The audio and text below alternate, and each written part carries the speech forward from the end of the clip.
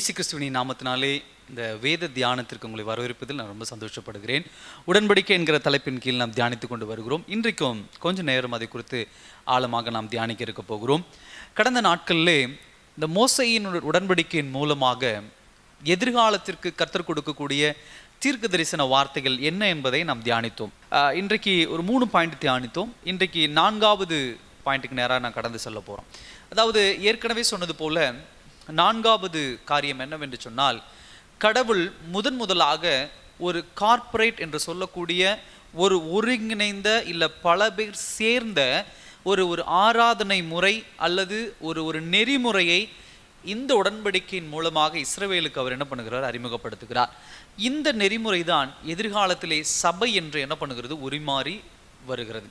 முதலாக ஆபிரகாமை சந்திப்பது, ஈசாக்கை சந்திக்கும் பொழுது, யாக்கோபை சந்திக்கும் பொழுது, இந்த மாதிரி மனிதர்களை தனிப்பட்ட முறையிலே கர்த்தர் என்ன பண்ணார், சந்தித்தார். ஆனால் இந்த மோசேயின் உடன்படிக்கையிலே தான் முதலாக உடன்படிக்கை அவர்களோடு கொடுத்து என்ன பண்ணுகிறார், ஒரு ஒருங்கிணைந்த எல்லோரும் ஒன்று சேர்ந்து ஒரு உடன்படிக்கையிலே பங்கு கொள்வதை நாம் என்ன பண்ணுகிறது, நாம் காண முடிகிறது. அது அவர் தனிப்பட்ட முறையிலே தன்னைத்தானே அந்த தேசத்தோடு இணைத்து கொள்வதையும், தனக்கு பிரியமான தேசம் என்று சொல்லி அதற்கு ஒரு அங்கீகாரம் கொடுப்பதையும் இந்த உடன்படிக்கையில் நாம் என்ன பண்ணுகிறது, நாம் காண முடிகிறது. அது மாத்திரமல்ல, இந்த உடன்படிக்கையின் மூலமாக தனித்தனி ட்ரைப், அதாவது தனித்தனி கோத்திரங்களாக கர்த்தர் பிரிக்கிறார். அதே போல ஒவ்வொரு கோத்திரத்தை பிரித்த பிறகு ஆசாரியன் என்கிற ஒரு வம்சத்தை அவர் என்ன பண்ணுகிறார், ஒரு கோத்திரத்தை என்ன பண்ணுகிறார், அவர் பிரிப்பதை நாம் காண முடிகிறது. அந்த ஆசாரியன் எப்படிப்பட்டவனாக இருக்க வேண்டும் என்பதை குறித்து பல பகுதிகளை நாம் கடந்த நாட்களில் என்ன பண்ணோம், தியானித்து வந்தோம். அடுத்ததாக இஸ்ரவேல் தேசத்தை மற்ற தேசங்களிலிருந்து பிரித்து எடுத்து கர்த்தர் என்ன பண்ணுகிறார் என்று சொன்னால், அதற்கென்று உடன்படிக்கை கொடுத்து ஒரு ஒருங்கிணைந்த எல்லோரும் ஒன்று சேர்ந்த ஒரு குழுவாக கடவுளை சந்திக்கிற ஒரு நெறிமுறையை இந்த உடன்படிக்கையின் மூலமாக கடவுள் என்ன பண்ணுகிறார், வெளிப்படுத்துகிறார். இதை நம்ம வேறு விதத்தில் எப்படி பார்க்கலாம் அப்படின்னு சொன்னால், அவர் நாம் ஏற்கனவே தியானித்தோம். அதாவது இந்த முறை எப்படி கர்த்தர் பார்க்கிறார் என்று சொன்னால், தன்னை ஒரு ராஜாவாகவும் இஸ்ரவேல் தேசத்தை தன்னுடைய நாடாகவும் கர்த்தர் பார்த்து அதற்குண்டான நியாய பிரமாணங்களை கடவுள் கொடுப்பதை நாம் காண முடிகிறது. இதையே தான் இந்த காலத்திலே புதிய ஏற்பாடினுடைய காலகட்டத்திலே சபை என்று என்ன பண்ணியிருக்கிறது, உருமாறி இருக்கிறது. அது ஒரு ராஜரீகம். அந்த ராஜரீகத்திலே கர்த்தர் அதுக்கு தலையாக இருக்கிறார், கர்த்தர் அதுக்கு ராஜாவாக இருக்கிறார். பல்வேறு ஜனங்கள் அதில் ஒன்றிணைகிற ஒரு காரியத்தை நாம் என்ன பண்ணுகிறது, நாம் காண முடிகிறது. இதை நாம் எப்படி தியானிக்கலாம் சொன்னால், எபிரேயர் 12ஆம் அதிகாரம் 23ஆம் வசனத்தை நாம் வாசிக்கும் பொழுது, பரலோகத்தில் பேரெழுதி இருக்கிற முதற் பேரானவர்களின் சர்வ சங்கமாகிய சபையினிடத்திற்கும் யாவருக்கும் நியாயாதிபதியாகிய தேவனிடத்திற்கும், நல்லா கவனிங்க, அவர் தன்னை ஒரு நியாயாதிபதியாகவும் சர்வ சங்கம் ஆகிய சபை என்று சொல்லி எல்லோரையும் ஒருங்கிணைக்கிற ஒரு காரியத்தை இதில் நாம் தெளிவாக என்ன பண்ண முடியுது, நாம் பார்க்க முடிகிறது. இந்த சபை என்கிற ஒரு காரியத்தை நாம் தியானிக்கும் பொழுது, கர்த்தர் அவருடைய விருப்பத்திற்கேற்ப தன்னுடைய ஜனங்களை அவர் தேர்ந்தெடுக்கிறார். அவர்களை தேர்ந்தெடுத்து அவர்களுடைய விசுவாசத்தின் மூலமாக ஆபிரகாமினுடைய சந்ததி என்று சொல்லி ஆவிக்குரிய சந்ததியாக அவர்களை பிரித்தெடுத்து அவர்களை ஒன்றிணைக்கிற ஒரு காரியத்தை நாம் பார்க்க முடிகிறது. அப்படி ஒன்றிணைக்கப்பட்டது சபை என்று பெயரிடப்படுகிறது. அந்த சபைக்கு ராஜாவாக தலையாக யார் இருக்கிறார் என்று சொன்னால், தேவன் இருக்கிறார். இப்போ இவருடைய நோக்கம் என்னவென்று சொன்னால், அந்த சபையை நீதிமான்களின் சபையாக என்ன பண்ணும், மாற்றணும். ஏன் நீதிமான்களின் சபையாக மாற்றணும் என்று சொன்னால், அந்த சபையினுடைய ஆயுட்காலம் இந்த பூமியோடு முடிவதல்ல, பரலோகம் வரைக்கும் என்ன பண்ணணும், போகணும். இப்போ இந்த சீனாய் உடன்படிக்கையினுடைய நோக்கமும் அவர்களை அங்கேயே விட்டு செல்வது அல்ல.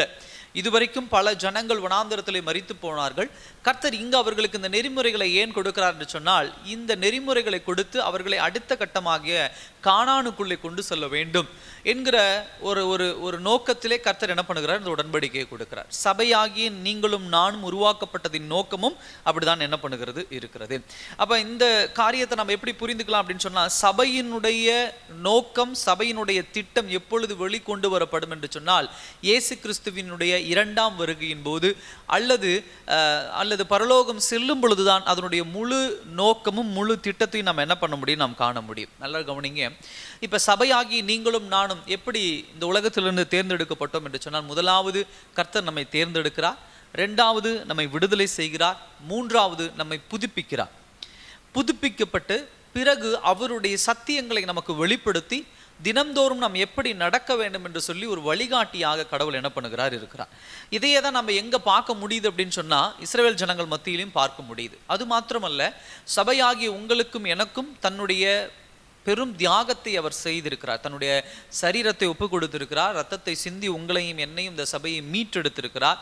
அதனுடைய பரிசாக பரலோகம் என்கிற ஒரு காரியத்தை கர்த்தர் நமக்கு என்ன பண்ணியிருக்கிறார், வைத்திருக்கிறார். சகோதர சகோதரியே, எப்படி எகிப்து தேசத்திலிருந்து பாவமாக குறிப்பிடப்படுகிற எகிப்து தேசத்திலிருந்து இஸ்ரவேல் ஜனங்கள் பிரித்தெடுக்கப்படுகிறார்களோ, அதே போல இந்த உலகத்திலே, பாவம் நிறைந்த உலகத்திலே உங்களையும் என்னையும் கர்த்தர் பிரித்தெடுத்து சபையிலே ஒன்று சேர்த்து நம்ம எங்கு கொண்டு செல்கிறார் என்று சொன்னால் பரலோகம் கொண்டு செல்கிறார். இந்த ஓமையை, இந்த வெளிப்பாடை நாம் எங்கு காண முடியும் என்று சொன்னால் சீனாய் உடன்படிக்கையிலேயே தீர்க்க தரிசனமாக நாம் என்ன பண்ண முடியும், தெளிவாக பார்க்க முடியும். அடுத்தது 5வது ஒரு காரியம் என்னன்னு சொன்னால், பரிசுத்தப்படுத்துதலை குறித்து ஒரு தெளிவான தீர்க்க தரிசனத்தை அல்லது நடைமுறையை இஸ்ரவேல் ஜனங்கள் மத்தியிலே கர்த்தர் வெளிப்படுத்துவதை நாம் தெளிவாக என்ன பண்ண முடியுது, காண முடிகிறது. அதாவது நியாய தீர்ப்பு, பரிசுத்தப்படுத்துதல், அல்லது இது இரண்டையுமே நம்ம என்ன பண்ண முடியாது, தனித்தனியாக பிரிக்க முடியாது. ஆனால் இதற்கிடையே வித்தியாசத்தை காண முடியும். பிரிக்க முடியாது, ஆனால் வித்தியாசத்தை என்ன பண்ண முடியும், காண முடியும். உதாரணத்திற்கு ரோமர் 4ஆம் அதிகாரம் 5ஆம் அதிகாரம் நியாய தீர்ப்பை குறித்து நமக்கு நல்ல ஒரு விளக்கத்தை கொடுக்கிறது. அதே சமயம் 6ஆம் அதிகாரத்திலிருந்து 8ஆம் அதிகாரம் வரை பார்க்கும் பொழுது பரிசுத்தப்படுத்துதலுக்கு உண்டான நோக்கங்களை குறித்து தெளிவாக அது என்ன பண்ணுகிறது, கொண்டு வருவதை நாம் காண முடிகிறது. இந்த பரிசுத்தப்படுத்துதல் அப்படிங்கிறதுக்கு முன்னாடி நியாயப்படுத்துதல் அது ரொம்ப முக்கியம். நியாய தீர்ப்பு செய்தல் அது ரொம்ப முக்கியம். அப்போ இதை நம்ம ஆரம்ப காலகட்டத்திலிருந்தே பார்த்து வரலாம். உதாரணத்திற்கு ஆபிரகாம் எப்படி நியாய தீர்ப்பு செய்யப்படுகிறார் என்று சொன்னால், ஆதியாகமம் 15ஆம் அதிகாரம் 6ஆம் வசனத்திலே சொல்லப்படுகிறது, அவன் கர்த்தரை விசுவாசித்தான், அதை அவர் அவனுக்கு நீதியாக எண்ணினார். அப்போ இந்த இடத்துல பார்க்கும் பொழுது ஆபிரகாம் எப்படி நியாயம் தீர்க்கப்படுகிறார், அவன் எப்படி நீதிமானாய் மாற்றப்படுகிறான் என்று சொன்னால், அவனிடத்தில் இருந்த விசுவாசத்தின் மூலமாக அவன் என்ன செய்கிறான், நீதிமானாக்கப்படுவதை நாம் காண முடிகிறது. இந்த சீனாய் மலையிலும் நாம் தெளிவான இந்த பரிசுத்தப்படுத்துதலை நாம் தெளிவாக என்ன பண்ண முடியுது, நாம் பார்க்க முடிகிறது. உதாரணத்திற்கு முதலாவது அவர்கள் என்ன செய்யப்படுகிறார்கள், எகிப்து தேசத்திலிருந்து மீட்டெடுக்கப்பட்டு அவர்கள் சீனாய் மலைக்கு என்ன பண்ணுகிறார்கள், கொண்டு வரப்படுகிறார்கள். இப்படி கொண்டு வந்ததற்கு பிறகு அவர்களுக்கு கர்த்தர் வெளிப்படுத்துகிற காரியம் என்னவென்று சொன்னால், உண்மையான பரிசுத்தம்னா என்ன அப்படிங்கிறத வெளிப்படுத்துறார். என்ன வெளிப்படுத்துறார் அப்படின்னு சொன்னா, ஒரு மனிதனுடைய வாழ்க்கையில உண்மையான பரிசுத்தம் என்பது சாத்தானினுடைய வல்லமையிலிருந்து முதலாவது அவன் விடுவிக்கப்படுகிறான். 2வது பாவத்தின் அதிகாரத்திலிருந்து அல்லது பாவத்தின் அடிமைத்தனத்திலிருந்து அவன் விடுவிக்கப்படுகிறான். 3வது அவன் மேல் எந்த ஒரு துன்மார்க்கத்தனமும் பாவமும் இல்லாதபடி அவன் முழு விடுதலையாக்கப்படுகிறான். இந்த 3 காரியங்கள் நடந்த பிறகுதான் அவன் பரிசுத்தத்திற்கு நேராக என்ன பண்ணுகிறான், கொண்டு செல்லப்படுகிறான். இதையே தான் எகிப்து மக்களிடத்தில், அதாவது இஸ்ரவேல் ஜனங்கள் எகிப்தில் அடிமைப்பட்டிருக்கிற அந்த காலகட்டத்தில் நாம் புரிந்து கொள்ள முடிகிறது. முதலாவது கர்த்தர் அவர்களுக்கு செய்தது என்ன அப்படின்னு சொன்னா, எகிப்தின் அடிமைத்தனத்திலிருந்து, அந்த பார்வோனின் அதிகாரத்திலிருந்து அவர்கள் என்ன பண்ணுகிறார், வெளியே கொண்டு வருவதை நாம் காண முடிகிறது. அதற்கப்புறம் எகிப்திலே அவர்கள் கற்றுக்கொண்ட பாவமான காரியங்கள் தவறு என்பதை அவர் என்ன பண்ணுகிறார், தெளிவாக அவர்களுக்கு வெளிப்படுத்துகிறார். அதுக்கடுத்தது பார்க்கும் பொழுது அவங்களுக்கு எப்படி அந்த பாவத்தை எதிர்கொள்ள வேண்டும் என்கிற ஒரு காரியத்தை பரிசுத்தப்படுத்துதல் என்கிற ஒரு நோக்கத்தின் மூலமாக கர்த்தர் வெளிப்படுத்துவதை நாம் என்ன பண்ண முடியுது, காண முடியுது. அது மாத்திரமல்ல, அவங்களுக்கு பரிசுத்தம் என்கிற அந்த பழக்க முறையை, ஒரு பிராக்டிஸை கர்த்தர் அவங்களுக்கு என்ன பண்ணுறார், ஒரு நெறிமுறையாக அவர்களுக்கு என்ன பண்ணுகிறார், கொடுக்கிறார். இதை நீங்கள் செய்யுங்க அப்படின்னு சாதாரணமாக சொல்லி விடாதபடி, இதுதான் என்னுடைய கட்டளை, இதை நீங்கள் கண்டிப்பாக பின்பற்ற வேண்டும், இதை நீங்கள் பின்பற்றவில்லை என்று சொன்னால் இதற்குண்டான தண்டனை உங்களுக்கு உண்டு என்பதையும் தெளிவாக அதில் வெளிப்படுத்துவதை நாம் என்ன பண்ணுகிறத நாம் காண முடிகிறது. என் சகோதர சகோதரி, அப்போ இந்த சீனாய் மலை என்பது எதை குறிக்கக்கூடிய விஷயம் என்று சொன்னால், பரிசுத்தம், சபையை பரிசுத்தப்படுத்துதல் அப்படிங்கிற ஒரு காரியத்தை நாம் என்ன பண்ண முடியும், முதலாவது என்ன பண்ண முடியும், புரிந்து கொள்ள முடியும். ஃபர்ஸ்ட் விஷயம் என்ன அப்படின்னு சொன்னால், இதை ஒரு ஹோலிமன், பரிசுத்த மலை அப்படின்னு நம்ம சொல்லலாம். இந்த ஜனங்கள் எங்கு வந்து சேருகிறார்கள், பரிசுத்தப்படுத்தப்படுகிற இல்லை பரிசுத்தமாக்கப்படுகிற அந்த இடமாகிய அந்த பரிசுத்த மலை சீனாய் மலையிலே வந்து அவர்கள் என்ன பண்ணுகிறார்கள், சேருகிறார்கள். அப்ப சபை என்பது ஒரு மனிதனுக்கு எதற்கு அவசியம் என்று சொன்னால், அவனை பரிசுத்தப்படுத்துவதற்கு. நீதிமானாக்கப்படுகிறான், நியாயம் தீர்க்கப்படுகிறான், சரி. 2வது அவனுக்கு ரொம்ப முக்கியமான ஒரு விஷயம் என்ன தேவைன்னா, பரிசுத்தப்படுத்துதல் தேவை. அதற்கு சபை எவ்வளவு அவசியம் என்பதை சீனாயின் உடன்படிக்கை நமக்கு தெளிவாக என்ன பண்ணுகிறது, கொண்டு வருகிறது. உதாரணத்திற்கு யாத்ராகமம் 19ஆம் அதிகாரம் 4ஆம் வசனத்தில் சொல்லப்படுகிறது, பின்னும் கர்த்தர் மோசேயை நோக்கி, நீ ஜனங்களிடத்தில் போய் இன்றைக்கும் நாளைக்கும் அவர்களை பரிசுத்தப்படுத்து, அவர்கள் தங்கள் வஸ்திரங்களை தோய்த்து. அப்ப பரிசுத்தப்படுத்துதல் அப்படிங்கிற ஒரு காரியத்தை சீனாய் மலைக்கு முன்னாடி அவர்களுக்கு ஏற்படுத்துவதையும் அவர்களை தயார் செய்வதையும் நாம் என்ன பண்ண முடியுது, நம்ம காண முடியுது.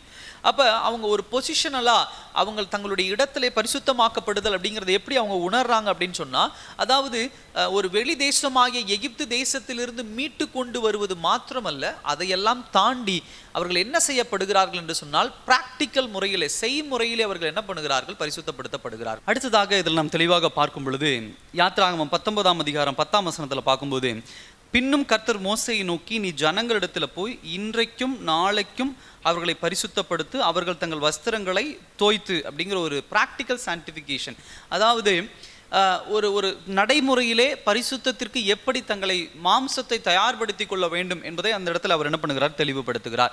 ரெண்டாவது ஒரு காரியம் என்ன செய்கிறார் அப்படின்னு சொன்னால், அவர்களை அந்த மலைக்கு கூட்டிகிட்டு போயிட்டு அவங்களுக்கு என்ன பண்ணுகிறார், ஒரு நியாயப்பிரமாணத்தை கடவுள் கொடுக்கிறார். அந்த நியாயப்பிரமாணத்தை அவர்களுக்கு எப்படி கொடுக்குறார் அப்படின்னு சொன்னால், சந்தோஷமாக கொடுக்குறார். இதை மாதிரி நீங்கள் பின்பற்றுனுங்க, நீங்கள் என்னுடைய பிள்ளைகள் ஆயிட்டீங்க, என்னுடைய தேசம் ஆயிட்டீங்க அப்படின்னு சொல்லி அவர்களுக்கு என்ன பண்ணுகிறார், அதை ஒரு சந்தோஷத்தோடு அவர்களுக்கு கொடுக்கிறார். அவர்கள் மேல் இருக்கக்கூடிய பாரங்களை எல்லாம் எடுத்து போட்டு, அவர்கள் மேல் இருக்கக்கூடிய கவலைகள் எல்லாம் எடுத்து போட்டுட்டு, அவங்களுக்கு இப்போ அவர் கொடுக்கிற அந்த கட்டளை என்கிறது, அந்த நியாய பிரமாணம் என்கிறது அதற்கு அவங்களுக்கு மேலே இன்னொரு பாரத்தை சுமத்துவது அல்ல, அவர்களுக்கு உண்மையான சந்தோஷம் இன்னும் என்ன என்பதை இவரும் சந்தோஷமாக அந்த நியாய பிரமாணங்களை அவர்களுக்கு கொடுப்பதை நாம் என்ன பண்ண முடியுது, நம்ம காண முடியுது. அடுத்தது பரிசுத்தப்படுத்துதல் ரொம்ப முக்கியமான ஒரு காரியம் என்னவென்று சொன்னால், யாத்திராகமம் 24ஆம் அதிகாரம் 8ஆம் வசனத்தில் சொல்லப்படுகிறது, அப்பொழுது மோசே இரத்தத்தை எடுத்து ஜனங்களின் மேல் தெளித்து, இந்த வார்த்தைகள் யாவையும் குறித்து கர்த்தர் உங்களோடு பண்ணின உடன்படிக்கையின் ரத்தம் இதுவே அப்படின்னு சொல்றார். அந்த ரத்தம் என்பது ஒரு மனுஷனை எப்படி பரிசுத்தப்படுத்தும் அப்படிங்கிறதுக்கு ஒரு அடையாளத்தை இந்த இடத்துல என்ன பண்ணுகிறார், குறிப்பிடார். இது ஒரு தீர்க்க தரிசனமாக பார்த்தா இதனுடைய நிறைவேறுதலை எபிரேயர் புத்தகத்தில் நாம் தெளிவாக பார்க்க முடியுது. எபிரேயர் 13ஆம் அதிகாரம் 12ஆம் வசனத்தை நீங்க வாசிக்கும் பொழுது, அந்தபடியே இயேசுவும் தம்முடைய சொந்த இரத்தத்தினாலே ஜனத்தை பரிசுத்தமாக்கும்படியாக நகர வாசலுக்கு புறம்பே பாடுபட்டார். அப்ப நல்லா பாருங்க, ரத்தம் என்கிற ஒரு காரியத்தை குறித்தான தீர்க்க தரிசனம் சீனாய் உடன்படிக்கையிலே அங்கிருந்து தீர்க்க தரிசனமாக வெளிப்படுத்தப்படுகிறது. அது எங்கு நிறைவேறுகிறது என்று சொன்னால், புதிய ஏற்பாட்டில் இயேசு கிறிஸ்துவுடைய சரீரத்தின் மூலமாக நிறைவேறுவதை நாம் என்ன பண்ணுகிறது, நாம் காண முடிகிறது. ஐந்தாவது காரியம் இதுதான். அதாவது ஐந்தாவது பாயிண்ட் என்ன சொல்லுது அப்படின்னு சொன்னா, பரிசுத்தப்படுத்துதல் அப்படிங்கிற ஒரு காரியத்தை தீர்க்க தரிசனமாக என்ன பண்ணுகிறது, வெளிப்படுத்துவதை நாம் காண முடியுது. ஆறாவது ஒரு காரியம் என்னவென்று சொன்னால், இந்த தெய்வீக கூடாரத்தில், இந்த டாபர்நாக்கல்ல நம்ம பார்க்கும் பொழுது கர்த்தர் சில சடங்கு முறைகளை அவர்களுக்கு என்ன பண்ணுகிறார், அறிமுகப்படுத்துகிறார். இதை கண்டிப்பா நீங்க என்ன பண்ண வேண்டும், வெளிப்படுத்த வேண்டும் என்று சொல்லி. இப்போ இதை நம்ம எப்படி புரிந்துக்கலாம் அப்படின்னு சொன்னா, அந்த தேவாலயத்தை நம்ம எப்படி புரிந்துக்கலாம் அப்படின்னு சொன்னா, ரெண்டு வகையாக புரிந்துக்கலாம். தேவனை சந்திக்கிற இடம், அடுத்தது தேவனை ஆராதிக்கிற இடம். இந்த ரெண்டு இடம் தான் ரொம்ப முக்கியம். இதுல இந்த தேவனை ஆராதிப்பதற்கும் தேவனை சந்திப்பதற்கும் சில சடங்கு முறைகளை கர்த்தர் வைத்திருக்கிறார். இதெல்லாம் நீங்க கண்டிப்பா என்ன பண்ணணும், செய்யணும் அப்படின்னு சொல்லி. ஏன் கடவுள் இதை வச்சிருக்கிறார் அப்படின்னு சொன்னா, அவர்கள் மாரல், அதாவது ஒரு தார்மீக வாழ்க்கையிலும் அவர்கள் பரிசுத்தமாக இருக்க வேண்டும். அந்த பரிசுத்தம் எப்படி அட்டைன் பண்ண முடியும், எப்படி நாம் அந்த பரிசுத்தத்தை பெற்றுக்கொள்ள முடியும் என்பதை, இல்லை அந்த பரிசுத்தத்தினுடைய ஆழம் என்ன அப்படிங்கிறத அவங்க புரிந்து கொள்ள வேண்டும் என்பதற்காக தான் இப்படிப்பட்ட ஒரு முறையை கர்த்தர் என்ன பண்ணியிருக்கிறார், ஏற்படுத்தியிருக்கிறதை நாம் காண முடியுது. அப்ப தனிப்பட்ட மனிதனுடைய ஒழுக்கமும் அதே போல இந்த சடங்குகள், ஆசாரித்துவ இந்த சடங்குகளும் ஒரு மனிதனுடைய வாழ்க்கையிலே அவனை நீதிமானாய் மாற்றுகிறது. அந்த நீதிமான்கிற ஸ்தானம் அவனுக்கு எவ்வளவு சந்தோஷம் என்பதையும் அவனுக்கு அந்த இருதயத்திலே புரிய வைப்பதற்காக கர்த்தர் இதை என்ன பண்ணுகிறார், கொண்டு வந்திருப்பதை நாம் காண முடியுது. ஆனால் இதில் எல்லாவற்றிலும் நீங்கள் மெயினாக பார்க்கும் பொழுது, முக்கியமாக பார்க்கும் பொழுது, இந்த 10 கட்டளைகள் கொடுக்குறாரு பார்த்தீங்களா, அதுதான் ஒரு மேன்மையான ஒரு இடத்தை என்ன பண்ணுது, ஆக்கிரமிப்பு பண்ணுது. அதுதான் ஒரு மேன்மையான முதல் இடத்தை பிடிக்குது. ரெண்டாவது சடங்கு முறைகள், மூன்றாவது தனி மனித ஒழுக்கம். அதுக்கு அடுத்தது நாங்கள் பார்க்கும்போது இந்த ஆசாரிய முறைமைகள், ஆசாரிய இடத்துல ஆடு கொண்டு போய் கொடுக்கறது, இந்த மாதிரியான காரியங்கள், இது இப்படி தான் வரிசைப்படுத்தப்படுகிறது. அப்போ தேவனுடைய வார்த்தைக்கு தான் முதலிடம் இருக்கிறது தவிர மற்ற எல்லாத்துக்கும் அடுத்த இடம் தான் இருக்கிறது. இதையும் நம்ம தெளிவாக என்ன பண்ண முடியுது, நம்ம காண முடியுது. அதே போல் இந்த கூடாரம், சீனாய் மலையிலே கர்த்தர் அவங்களுக்கென்று அமைத்து கொடுத்த அந்த கூடாரம், கர்த்தரை சந்திக்கக்கூடிய ஒரு இடம். இந்த இடத்தை குறித்து நீங்கள் தியானிக்கும் பொழுது ஒரு தெளிவான ஒரு விளக்கம் எப்படி புரிந்துக்கலாம் அப்படின்னு சொன்னால், இந்த கூடாரமும் இல்லை இந்த தெய்வீக அந்த தேவாலயம் என்பது இயேசு கிறிஸ்துவை குறித்துதான ஒரு தீர்க்க தரிசனமாக என்ன பண்ணுகிறது, வெளிப்படுத்து. இதை ஒரு அல்டிமேட் டிசைன் பாருங்க, இதனுடைய முழுமையான வடிவமைப்பை பாருங்க. அதாவது ஒரு மனிதன் அந்த கூடாரத்துக்குள்ள எப்படி போக முடியும் அப்படின்னு சொன்னா, தன்னுடைய பாவத்தை அவன் என்ன பண்ணணும், அறிக்கையிடணும். அப்படி அறிக்கை இட்டுட்டு தம்மேல எந்த குறையும் இல்லை என்பதை அவன் என்ன பண்ணணும், வெளிப்படுத்தணும்.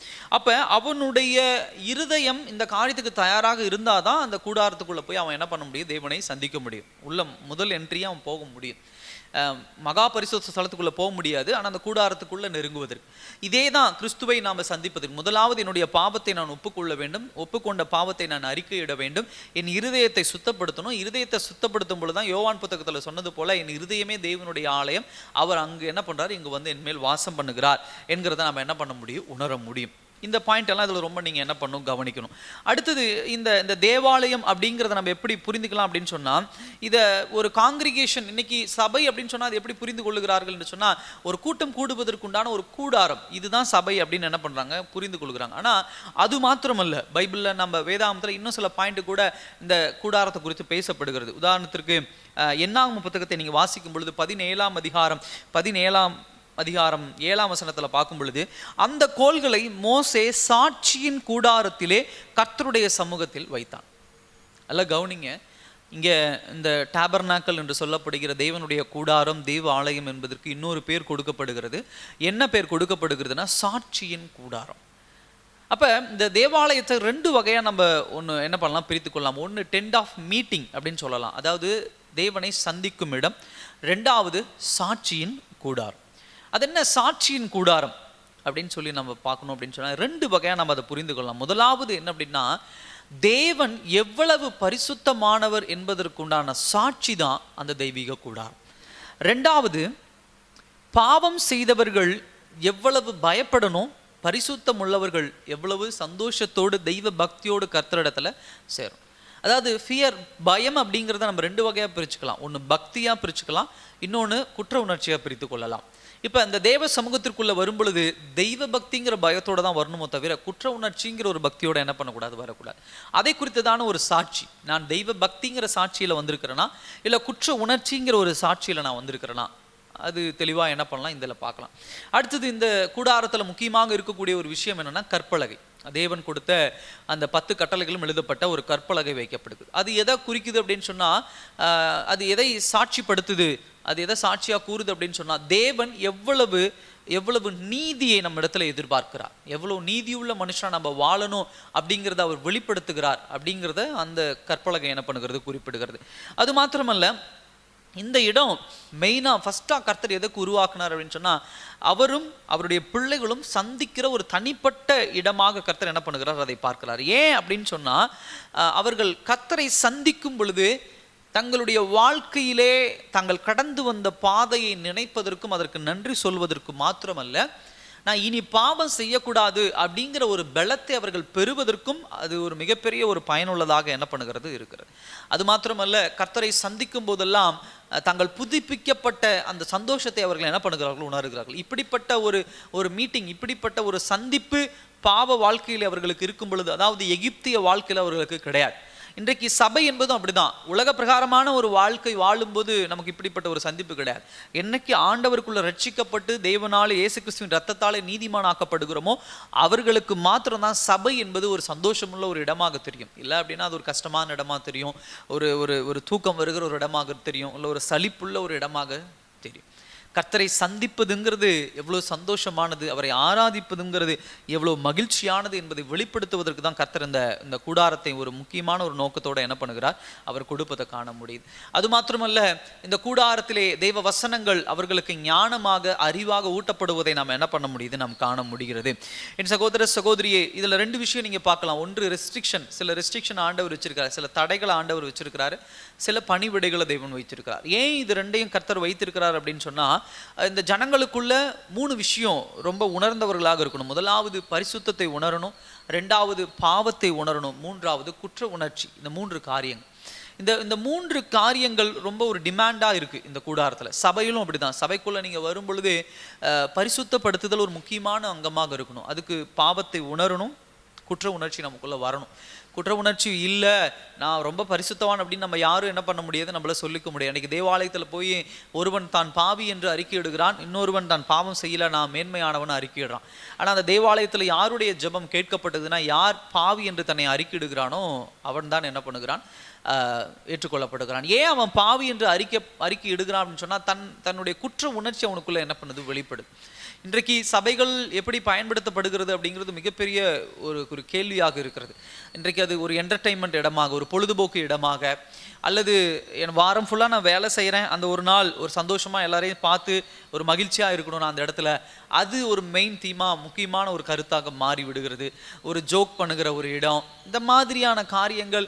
இல்லை எனக்கு கவலையெல்லாம் இருக்குது, அன்றைக்கி போனால் நான் அப்படி ஒரு ரிலீஃப் ஆகிடுவேன், அப்படி தான் என்ன பண்ணுறாங்க, சபையை பார்க்குறாங்க. இன்றைக்கு சில போதகர்களும் சபையை அப்படிப்பட்ட ஒரு சூழ்நிலைக்கு நேராக என்ன பண்ணுகிறார்கள், அதை ஷேப் பண்ணிகிட்டு இருக்காங்க, அதுக்கு உருவம் கொடுத்துட்ருக்காங்க. ஆனால் தெய்வ கூடாரம் தெளிவாக நம்ம கற்றுக் கொடுக்குற ஒரு காரியம், தெய்வீக கூடாரத்துக்கு போகணும் அப்படின்னா முதலாவது தங்களை ப்ரிப்பேர் பண்ணணும், தங்களை தயார்படுத்தணும். தயார்படுத்துறது என்பது எதை குறிக்கக்கூடிய விஷயம், தங்களுக்குள்ள உள்ள பாவங்களை அவர்கள் உணரணும், அதுக்கு உண்டான பரிகாரத்தை அவங்க செஞ்சுட்டு தான் தெய்வ சமூகத்துக்குள்ளே போகணும். தெய்வ சமூகத்துக்குள்ளே போகும் பொழுது அவர்கள் இன்னும் பரிசுத்தமாக்கப்படுகிற ஒரு அனுபவத்துக்குள்ளாக, ஒரு சந்தோஷத்துக்குள்ளாக அவர்கள் செல்லுவதை நம்ம என்ன பண்ண முடியுது, நம்ம காண முடியுது. அதை தெளிவாக நம்ம என்ன பண்ணுறோம், இந்த வசனங்களில் நம்ம என்ன பண்ணுறோம், தெளிவாக நம்ம என்ன பண்ணுறோம், நம்ம தியானிக்கிறோம். அதுக்கடுத்து ஒரு காரியம், ரெண்டாவது ஒரு காரியம் இது நமக்கு கற்றுக் கொடுக்குற ஒரு விஷயம் என்ன அப்படின்னு சொன்னால், 2 காரியங்கள் நான் ஏற்கனவே சொன்னேன், இது ரொம்ப ஆழமாக கற்றுக் கொடுக்கிறது. ஒன்று, தேவனுடைய பரிசுத்தத்தை யாரும் அட்டைன் பண்ண முடியாது. அவரை போல ஒரு பரிசுத்தவான் இந்த உலகத்தில் என்ன பண்ண முடியாது, கிடையாது. அப்போ அவரை போல ஒரு பரிசுத்தவான் கிடையாது அப்படின்னு சொன்னால், அவர் உங்களையும் என்னையும் அவருடைய பரிசுத்தத்திற்கு நேராக நம்ம அழைத்து செல்லுகிறார். அப்படி அழைத்து செல்றதுனால தான் ஒரு பாலிசியெல்லாம் நமக்கு என்ன பண்ணுறார், சில கொள்கைகளை, நியாய பிரமாணங்களை கர்த்தர் நம்ம கையில் என்ன பண்ணுறார், கொடுக்குறார். நான் பரிசுத்தமாக இருக்கிறேன், நீங்களும் என்னோட சேர்ந்து நீங்கள் பரிசுத்தமாகணும். ஏன்னா நாளைக்கு நீங்களும் நானும் சந்திக்கும் பொழுது நம்ம என்ன பண்ணணும், நான் பரிசுத்தமாக இருப்பது போல நீங்களும் என்ன பண்ணணும், பரிசுத்தமாக இருக்கணும் அப்படிங்கிற ஒரு ஸ்தானத்துக்கு நேராக என்ன பண்ணுகிறார், வெளிப்படுத்துகிறார். ரெண்டாவது ஒரு காரியம், ஒரு மனுஷன் தன்னுடைய சுயத்தை என்ன பண்ணும், உணரணும். என்ன உணரணும் அப்படின்னு சொன்னால், என்னுடைய நிலைமை இதுதான், நான் ஒரு விழுந்து போன ஒரு மனிதன், சுயமாக இந்த உலகத்தில் பாவத்தை என்னால் ஜெயிக்க முடியாது, சுயமாக எந்த ஒரு காரியத்தையும் இந்த உலகத்தில் கடவுளை தாண்டி என்னால் சாதிக்க முடியாது. அப்போ தன்னுடைய வீழ்ச்சியை ஒரு மனிதன் என்ன பண்ணும், தெளிவாக உணரணும். அது ரொம்ப ஒரு முக்கியமான ஒரு பாயிண்ட். அதுக்காக தான் அந்த தெய்வீக கூடாரத்தை, அந்த சாட்சியின் கூடாரத்தை கர்த்தர் என்ன பண்ணுகிறார், உருவாக்கி இருக்கிறத நம்ம காண முடியுது. ஏன்னு சொன்னால், இன்றைக்கு ஒரு மிகப்பெரிய ஒரு போராட்டம், என்ன ஒரு போராட்டம், கடவுளிடத்தில் கிட்ட நெருங்க முடியாத அளவுக்கு மனிதனுடைய வாழ்க்கையில் போராடிட்டு இருக்கிற விஷயம் 2 விஷயம். ஒன்று தேவனுடைய பரிசுத்தம், 2வது ஒரு மனுஷனுக்குள்ள இருக்கக்கூடிய பாவம். தேவ பரிசுத்தம் அதிகமாக இருக்குது, என்னால் கிட்ட நெருங்க முடியல, எனக்குள்ள பாவம் அதிகமாக இருக்குது, அதனால் கர்த்தரை என்னால் என்ன பண்ண முடியல, நெருங்க முடியல. இந்த 2 விஷயத்தில் தான் மனிதன் என்ன பண்ணி கொண்டு இருக்கிறான், அவன் போராடி கொண்டு இருக்கிறான். இந்த 2 விஷயத்தில் அவன் போராடும் பொழுது கர்த்தர் அவனுக்கு கொடுக்கக்கூடிய ஒரு மிகப்பெரிய ஒரு இளைப்பாறுதல் என்ன அப்படின்னு சொன்னால், முதலாவது ஒரு மனிதன் தன் பாவத்தை குறித்ததான ஒரு குற்ற உணர்ச்சி ஒருவனுக்குள்ளே வரும் பொழுது தான் அவன் தன்னுடைய வாழ்க்கையில் அதை பாவம் என்று உணர்ந்து அந்த இடத்துல இருந்து அதை விட்டு என்ன பண்ணுவான், கடந்து செல்லுவான். ஒரு புதிய வாழ்க்கையை அவன் என்ன பண்ணுவான், தொடங்குவான். அப்போ கர்த்தர் என்ன பண்ணுறாரு அப்படின்னு சொன்னால், அந்த பலியை சொல்கிறார், ஒரு ரிச்சுவல் சொல்கிறார், ஒரு சடங்கை சொல்கிறார். நீங்கள் என்ன பண்ணணும், ஒரு ஆடையோ ஒரு மாடையோ இல்லை ஒரு புறாவையோ நீங்கள் கொண்டு வந்து என்ன பண்ணணும், பலி கொடுக்கணும் அப்படின்னு சொல்லி அதனுடைய ரத்தம் சிந்தப்படணும் அப்படின்னு சொல்கிறார். எதுக்காக ஒரு மாடு அப்படி அடிக்கப்படுகிறது, ஒரு ஆடு தவறு பண்ணாத ஒரு மாடு அடிக்கப்படுகிறது அப்படின்னு சொன்னால், மனுஷன் குற்ற உணர்ச்சியை என்ன பண்ணணும், உணரணும்.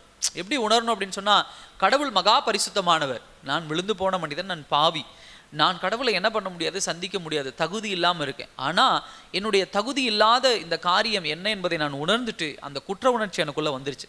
இப்போ இந்த குற்ற உணர்ச்சியோடு நான் கடவுளை என்ன பண்ண முடியாது, சந்திக்க முடியாது. அப்போ என்னுடைய குற்ற உணர்ச்சிக்கு உண்டான ஒரு நிவாரண பலியாக ஒரு ஆடோ ஒரு மாடோ அதனுடைய ரத்தம் என்ன பண்ணுகிறது, சிந்தப்படுகிறது. இதுதான் பழைய ஏற்பாடு புத்தகம் நமக்கு வெளிப்படுத்துகிற அந்த சாட்சியின் கூடாரம். இந்த சாட்சியின் கூடாரமாகிய இயேசு கிறிஸ்துவும் அப்படிதான், இந்த சபையாகிய சாட்சியின் கூடாரமும் அப்படிதான். இன்றைக்கு நாம் பாவத்தை உணர்கிறோம், பாவத்தை உணர்ந்து நான் ஒரு பாவி என்பதை உணர்ந்துட்டோம். இப்போ நான் கடவுளிடத்தில் நிற்க எனக்கு மரியாதை, அதாவது கடவுளிடத்தில் நிற்கக்கூடிய தகுதி எனக்கு கிடையாது.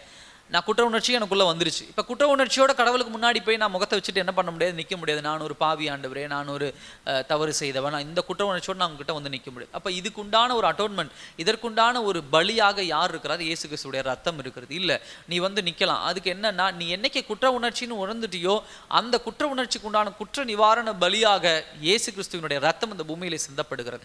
அந்த ரத்தத்தின் மூலமாக நான் சுத்தமாக்கப்பட்டு நான் தேவ சமூகத்தில் போய் நின்று அந்த சாட்சியின் கூடாரத்துக்கு முன்னாடி போய் சாட்சியாக நான் நிற்கிறேன். எனக்காக என் இயேசு பலியாய் இருக்கிறார், என் தேவன் எனக்காக பலியாய் இருக்கிறார் அப்படிங்கிறது தான் சபை நமக்கு அடையாளப்படுத்துகிற ஒரு நோக்கமாக என்ன பண்ணுகிறது இருப்பதை நாம் காண முடிகிறது.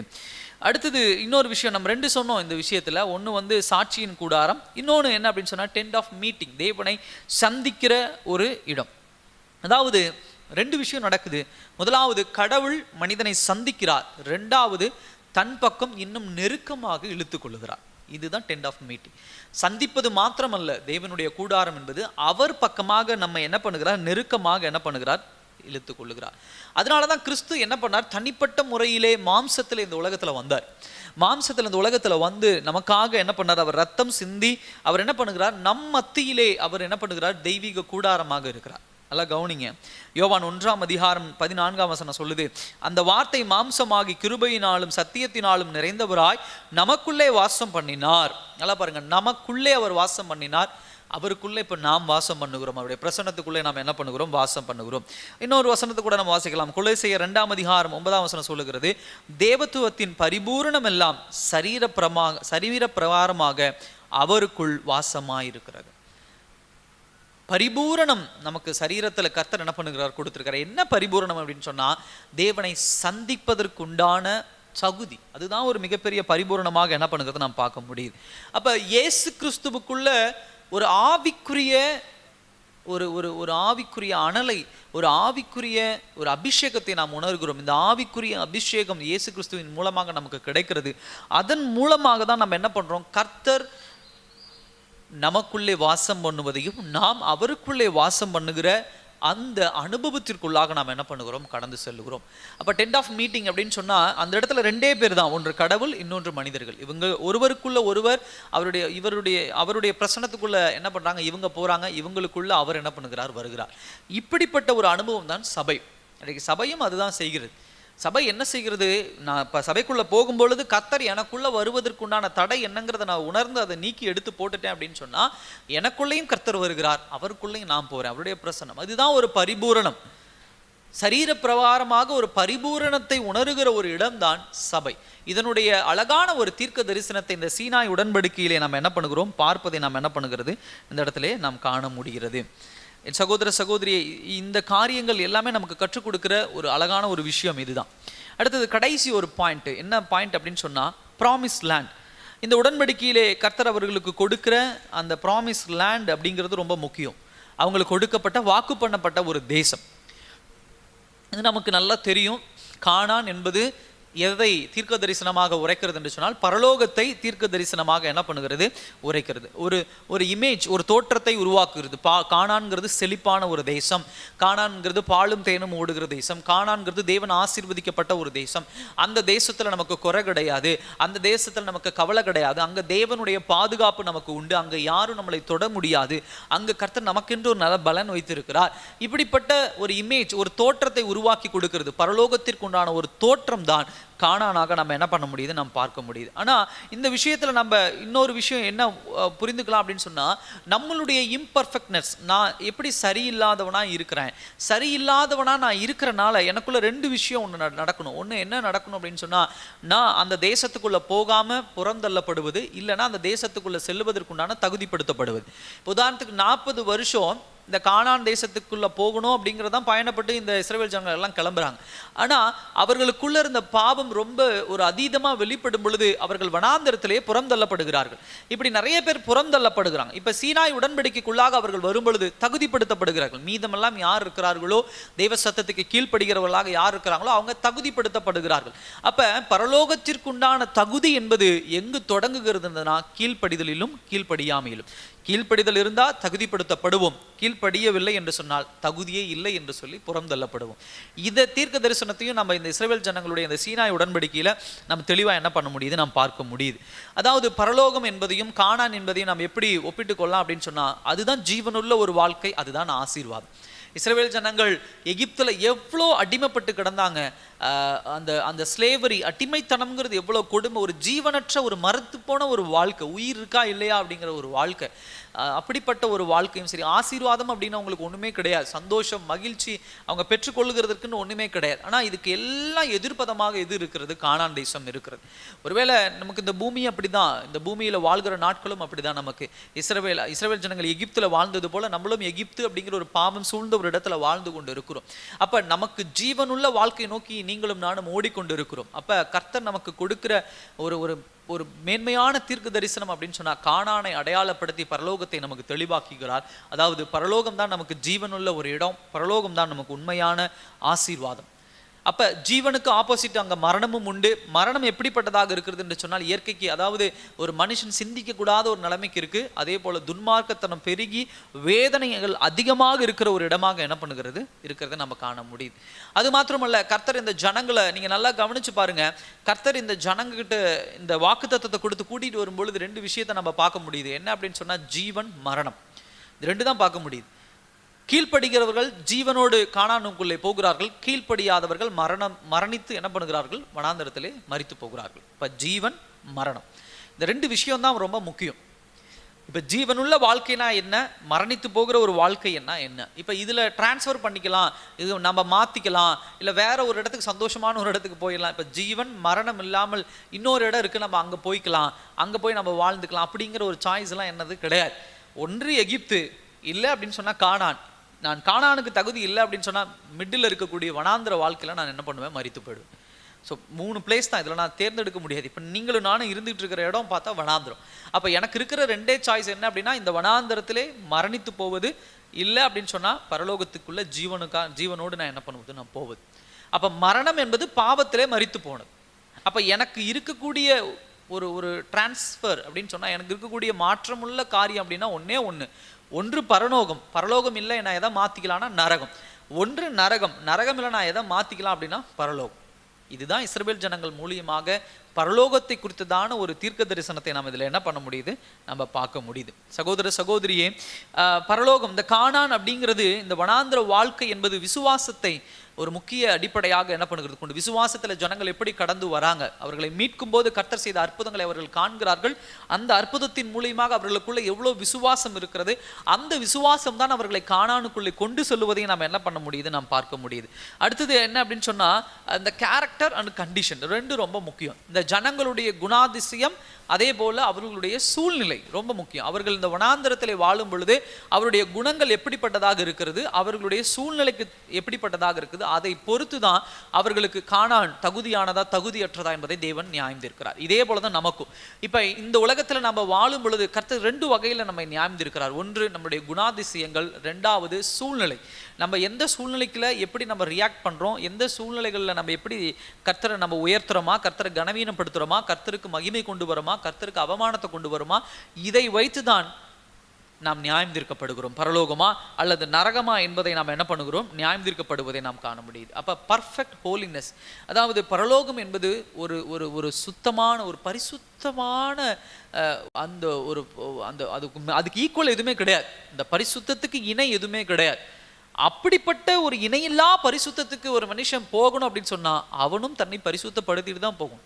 அதனாலதான் ஆண்டவர் வேதாகமத்தில் நம்ம வாசிக்கும் பொழுது பரிசுத்தத்தினுடைய முடிவு அப்படின்னு எதுவுமே கிடையாது. இதை பண்ணிட்டீங்கன்னா முடிஞ்சுது அப்படின்னு எதுவுமே கிடையாது. அவர் சொல்றார், பரிசுத்தமாகறவன் இன்னும் பரிசுத்தமாகிட்டே இருக்கட்டும். அப்ப அவனுடைய பரிசுத்தத்தினுடைய முடிவு என்னைக்கு அப்படின்னு சொன்னா, இயேசு கிறிஸ்துடைய 2ஆம் வருகை அன்னைக்கு தான் அவர் வேலிடேட் பண்றாரு.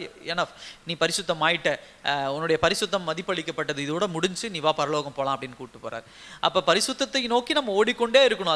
அதுல சோர்வு இருக்கக்கூடாது, அதுல பலவீனம் இருக்கக்கூடாது, அதுல நம்ம என்ன பண்ணக்கூடாது? எதுவும் இருக்கக்கூடாது. அப்ப இந்த காரியங்கள், இந்த தீர்க்க தரிசனங்கள் பழைய ஏற்பாடு புத்தகத்துல, இந்த சீனாய் உடன்படிக்கையிலே கர்த்தர் ரொம்ப முக்கியமா அந்த தீர்க்க தரிசனத்துல டிமாண்ட் பண்ற ஒரு காரியம் என்னன்னா, 2 விஷயம். ஒண்ணு என்ன அப்படின்னு சொன்னா, பரிசுத்தமா இருக்கணும், கீழ்ப்படிதலோடு இருக்கணும்.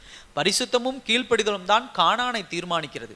பரிசுத்தமும் கீழ்ப்படிதலும் தான் பரலோகத்தை தீர்மானிக்கிறது. இது 2 ரொம்ப முக்கியம். அதுக்காக தான் பரிசுத்தப்படுத்துதல் அப்படின்னு ஒன்று நடக்கணும் அப்படிங்கிறதுக்காக இயேசுவை நமக்கு கொடுத்துட்டாரு. கீழ்ப்படிதல் ஒன்று வேணும் அப்படிங்கிறதுக்காக அவருடைய கட்டளைகளை நமக்கு கொடுத்துட்டாரு. அப்போ இது ரெண்டையும் யார் இருக்க பிடிச்சுக்கிறாங்களோ அவங்க மாத்திரம் தான் எங்கே பண்ண முடியும், பரலோகம் என்ன பண்ண முடியும், போக முடியும். அப்படி இல்லை, நான் ரிபல் பண்ணுவேன், தேவனிடத்துல முரண்பாடு பண்ணுவேன், தேவ சத்தத்தை நான் கீழ்ப்படிய மாட்டேன், பரிசுத்தத்துக்கு நான் உட்படுத்திக்க மாட்டேன் அப்படின்னு சொல்றவங்களுக்கு எல்லாமே கானான் சொந்தம் கிடையாது. அவர்கள் வனாந்தரத்திலே தூக்கி எறியப்படுகிறார்கள். அப்போ அவங்களுக்கெல்லாம் பரலோகம் சொந்தம் கிடையாது. அவங்க இந்த உலகத்திலேயே நரகத்துக்கு என்று சொல்லி அவர்கள் என்ன பண்ணுகிறார்கள், தூக்கி எறியப்படுகிறார்கள். இந்த இன்சிடென்ட் எல்லாம் நமக்கு அழகாக என்ன பண்ணுகிறது, கொண்டு வருகிறது.